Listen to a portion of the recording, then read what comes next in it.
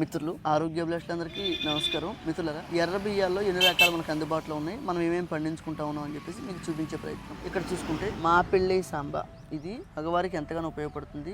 సంతానం లేని వారికి, వీరి కణాల లోపంతో బాధపడుతున్న వాళ్ళకి చాలా మంచి ఆహారం. ఇది 7 నెలలను మాట్లాడుకున్నాం. ఇది చూసుకుంటే కులాకరు, ఈ శ్రీమూర్తులకి చాలా అద్భుతమైన ఆహారం. కులాకరు PCOD ప్రాబ్లం, సంతానం లేని వాళ్ళకి, ప్రెగ్నెంట్ ఉన్న వాళ్ళకి, నార్మల్ డెలివరీ అవ్వడానికి. అలాగే చూసుకుంటే కట్టియానం, ఇది కూడా 7 నెలల పంటకాలం అండి. మా పెళ్ళి సాంబార్ ఎటువంటి గుణాలు ఉన్నాయో ఇందులో కూడా అటువంటి గుణాలే ఉన్నాయని చెప్పి మాట్లాడుకున్నాం. ఇక్కడ చూసుకుంటే నవార, ఇది ఏ రోగానైనా నివారిస్తుంది అని చెప్పేసి మనం అనేక సందర్భాల్లో మాట్లాడుకున్నాం. ఒడ్లు గింజ కూడా ఇట్లా నల్లగా ఉంటుందండి, చూసారండి. దీని గురించి మా గురువు గారు విజయరామ్ గారు అప్పట్లో ఎక్కువ ప్రచారం చేయడం, ఇది వాడుకలో కూడా అద్భుతంగా వచ్చింది. చాలా మంది మిత్రులు వారి ఇళ్ల కోసం పండించుకుంటున్నారు.